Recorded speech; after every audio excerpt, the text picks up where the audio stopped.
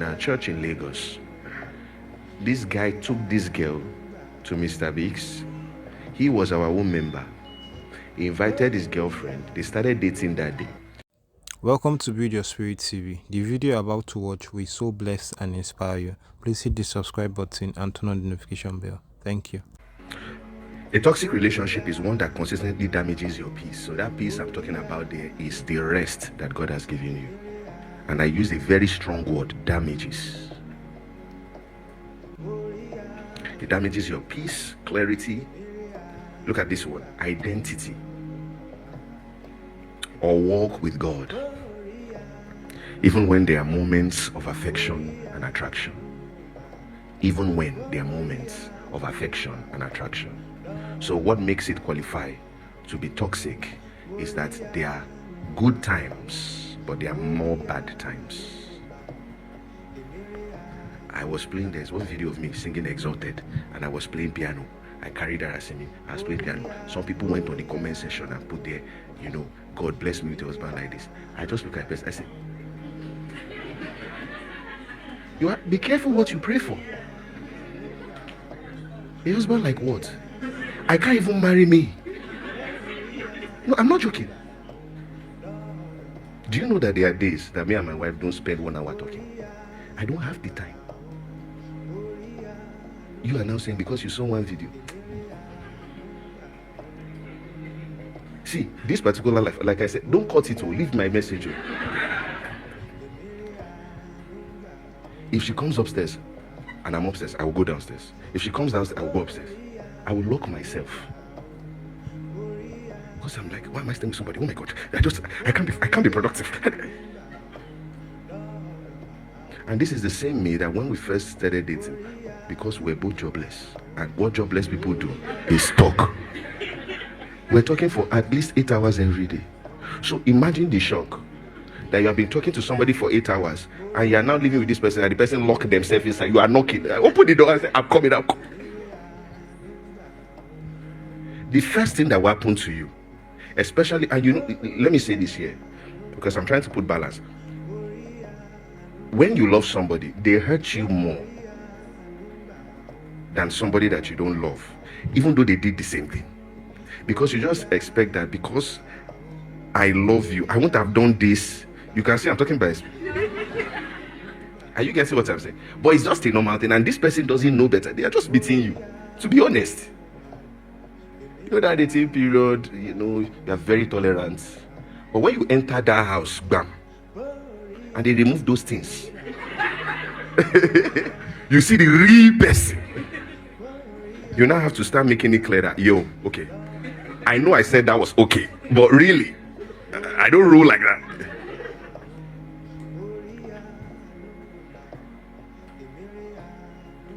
So that one I'm talking, that one is not toxic relationship. That's disagreements to understand each other. The first 6 months, the first 1 year, there will be, here and there, what are you saying? You're trying to understand each other. Why are you talking? Because me, when I go somewhere, I sit down quietly. And the way my mom brought us up, before we go for, my mom is like my wife, and my mother-in-law, I'm like my mother-in-law, which is interesting. So my mom is the life of the party everywhere. And I'm like, sometimes I'm like, let's just be quiet here, So to now marry my mom, I'm like, oh man, I can't even be free from this. You get what I'm saying? We just got there, my wife is already standing up, and she doesn't know ice. She's dancing. I'm like, and she's enjoying herself, and I'm boiling. Sit down. It's not your party.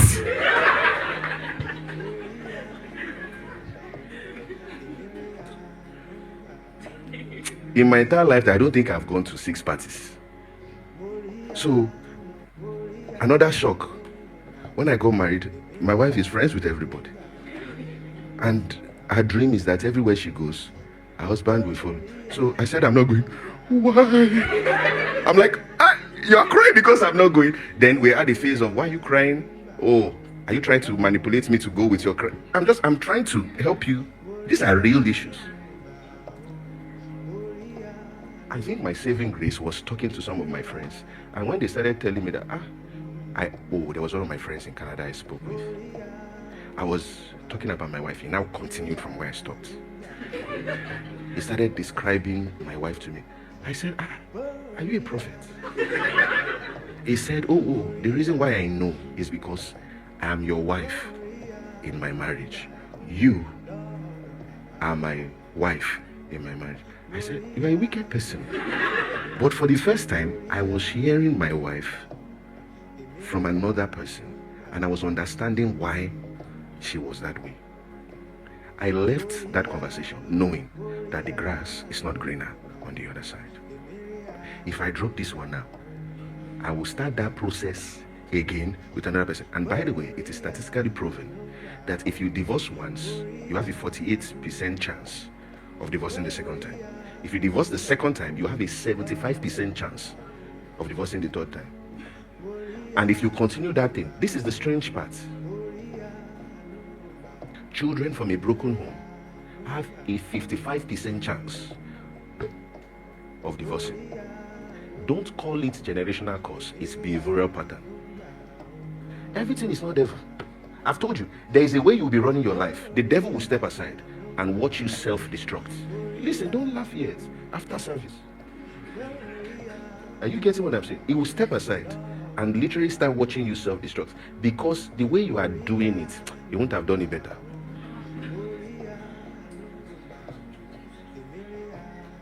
That thing is called, you see, we are products of nature and nurture. There are some things we pick up by sin and you will normalize. But those things they are self-destructive component. Don't worry, we're here. Where envy and self-seeking exist, confusion and every evil thing are there. In other words, anywhere that self-seeking means anywhere there is selfishness, confusion, and every evil thing is in that place. It's a very conclusive statement though. Wherever there is selfishness, every kind of evil is in that place. And that's the major component of this talk. You get it? I want you. So let's look at an example. Want to look at the life of Samson. Now, why am I showing us the life of Samson? If you're in a toxic relationship, I will help you identify it. And I'll tell you, all I can do is encourage you to come out. But the problem is not that you are there. The problem is that you might be there again. So, I want to show you the life of Samson so that you understand that this... Lord Jesus, how can I say this in a nice way?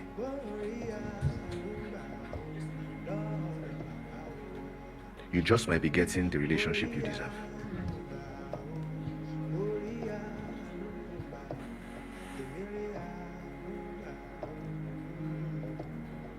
There is a way you'll be running your life. There are components that will be in your life. There is a particular kind of people that will be coming your way. And if you notice it's in cycle, it's not devil, it's behavioral pattern. Open your eyes. It's not my village people. Are you here? Okay. So let's see how we can deal with the roots. Yes, there is an abuser. But there is a prey that abusers identify. If you're a guy, you bear me witness. If you are talking to a girl, in 10 minutes, you know the one you can sleep with. Boys, I want you to be honest. If I'm correct, raise your hand. If you are talking to a girl in 10, don't yell laugh. I've told you after service, don't yell laugh. Listen, ladies, remember we're a family, this is church. And I know we always put on our best behavior in church, like it's not the you, them. It's okay. Boys, if what I'm saying is correct, I want these girls to know. Let's help them. Raise your hand. Can you see that? You know I've been outside. I didn't just call her Mikey. So I know what I'm saying. There's a way they can check you out. The way you are talking. You say, no road here. This one will take time. This one is tonight. Yes. And one of the ways is oversharing.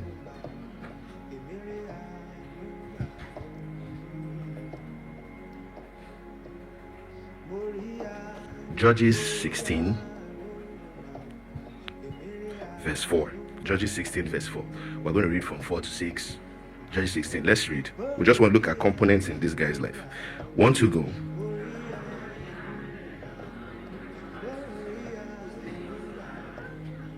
And the Lord of the Philistines came up to her and said to her, entice him, that we may bind him to afflict him, and every one of us will give you 1,100 pieces of silver. So Delilah said to Samson, please tell me your great strength. And look at verse 16. Look at verse 16.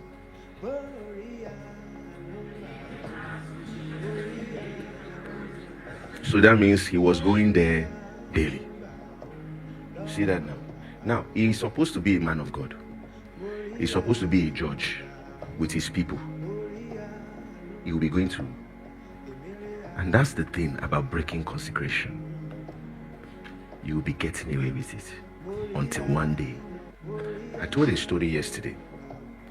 I have prayed right now for 4 people that have received their healing pertaining to HIV. That is, I prayed for them, they had HIV, they were HIV positive, and it became HIV negative. There is a particular girl that went to school with me that came to me for prayer that had HIV. I've been praying for her since I'll say 2017 till today. It has not gone. Don't push your luck.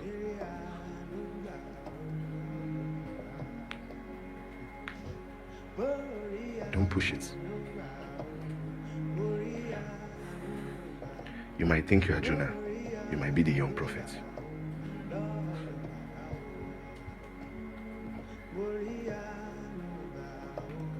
You get what I mean? Yeah.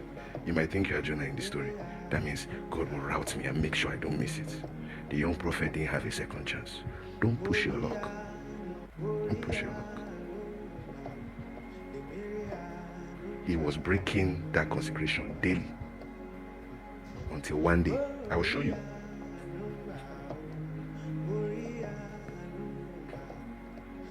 And by the way, let me just put this here, especially if you sense a call of God upon your life, you must have consecration. Listen, if you have spoken to people that have a strong walk with God, that God has given them an assignment, they will tell you that the way God relates with them is like he doesn't like them. See, God loves Israel. Look at the nation. Look here. In Isaac and Ishmael, who did God love? Ishmael has become the Arab nation. How many countries are the Arab nation? At least 7. Israel is just 1. The one without the blessing seems to be prospering.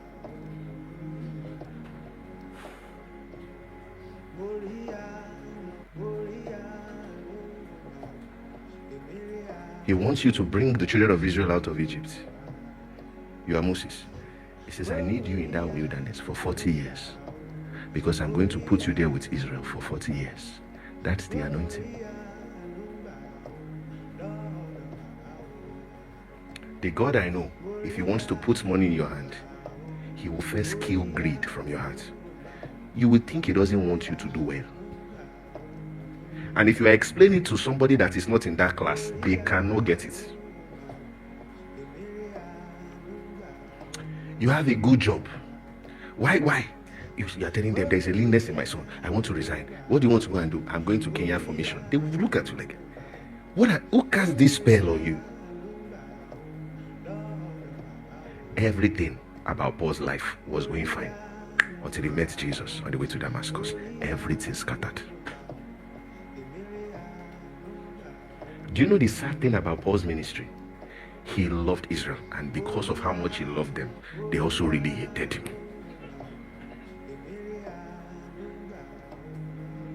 That you can be sent to a people that will reject you.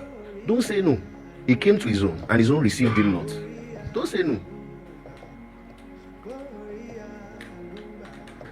Ah, already? Listen to me. You don't have, oh my goodness, how do I say this? You have to understand that when you tell people all the things you went through, there is a balance of transparency.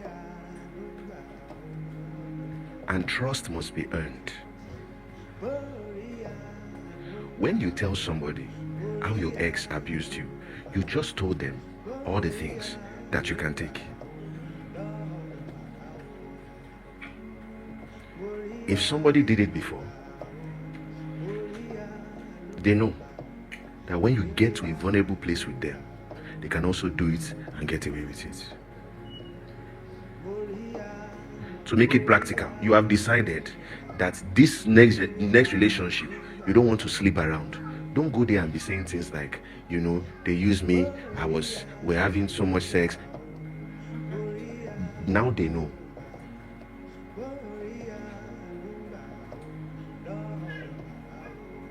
Oversharing. Some people talk too much.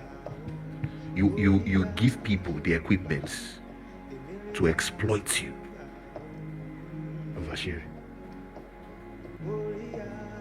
This thing is the secret of your life. Samson, why are you telling Delilah? This thing is supposed to be between you, your father, your mother, and God, Jehovah. You went and told the Philistine because you are in love.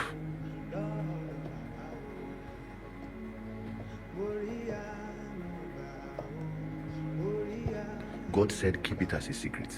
He's not wise, Abi. You know what the Bible says about your sins?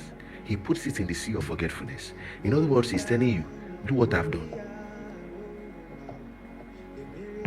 Forget. When you get to the point where you now understand this person, the relationship is going a particular way, you have boundaries, you have accountability in place, that's when you can now start talking and saying, if you start too soon, they will hurt you so bad. There are some things you even say, they will not text you again. You say, no, it's disfavor. I pray against every cycle of rejection. Oversharing. I told you what happened in our church in Lagos. This guy took this girl to Mr. Biggs. He was our own member. He invited his girlfriend. They started dating that day. Took her to Mr. Biggs, asked her out there, and from there they came inside church for service. So this is a fresh relationship they just started. And that day I started singing before preaching. As I started, the atmosphere changed and the girl started manifesting. So he brought this beautiful girl, very beautiful girl. By God's grace, she's still in our church. He's the one that left. No, don't you laugh. So he brought this beautiful girl, and the girl is manifesting, behaving like a snake on the floor, and she's talking, oh, I am this. I saw it in his face. He shifted. I know in his eyes saying, my girlfriend. You know what he did that day? After that service, he broke up with her. And I called him. I said, you are not a wise person, and you are an unbeliever. He said, Pastor, why? I said, you literally saw us cast out a devil from the girl. You have now left her because the devil was casted out of her. The next person you are going to, do you know what is inside that person? What you manifested was that you don't believe that what we did in church was the power of God. You fear Satan more than the power of God. The guy said, Pastor, even though I'm done, even though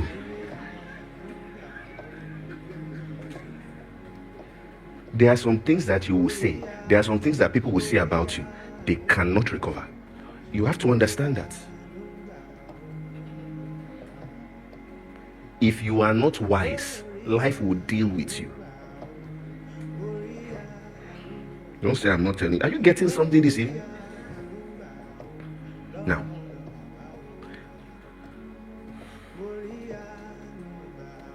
let me rush to the application. Oh my goodness. Can I do 10 more minutes? Okay. Maybe I'll just share one. How does a toxic relationship sound like? So you can, if you are there, you can find yourself. Number one, it minimizes harm. It minimizes harm. So it sounds like this. It's not that bad. he or she didn't mean it like that.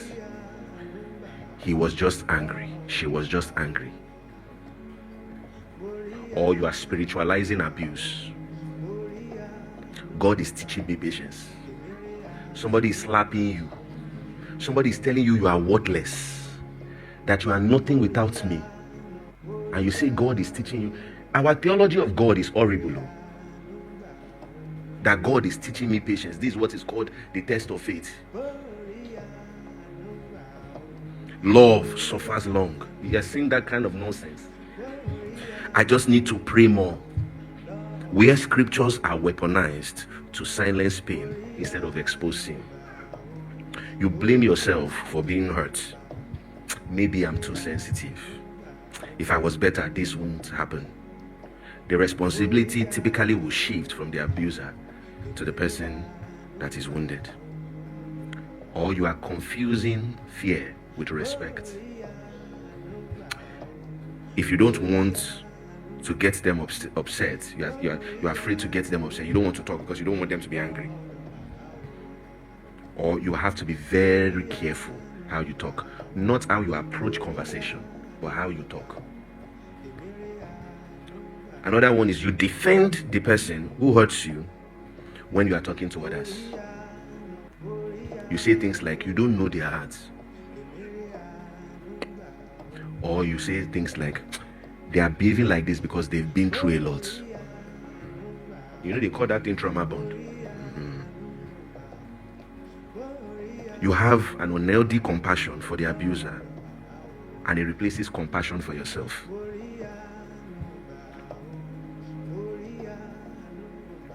You are saying things like, we don't talk anymore because they are not expressive. You are just creating unreasonable excuses. Listen, busy means I have set my priorities and some things come first.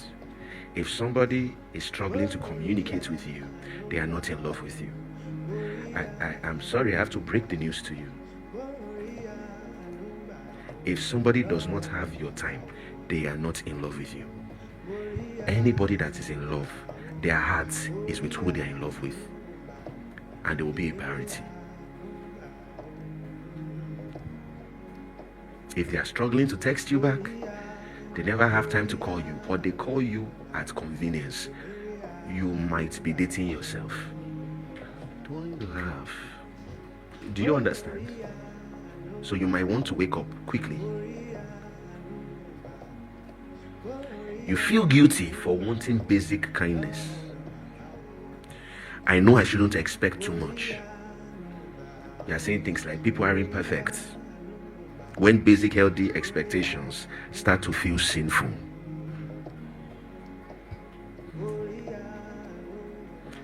Let me say this one and I will end this week here. You fear leaving more than staying. I don't know who I'll be without them. What if this is the best I'll get? When you're talking like that, you might be in a toxic relationship. Once bondage feels safer than the unknown, you might be in a toxic relationship.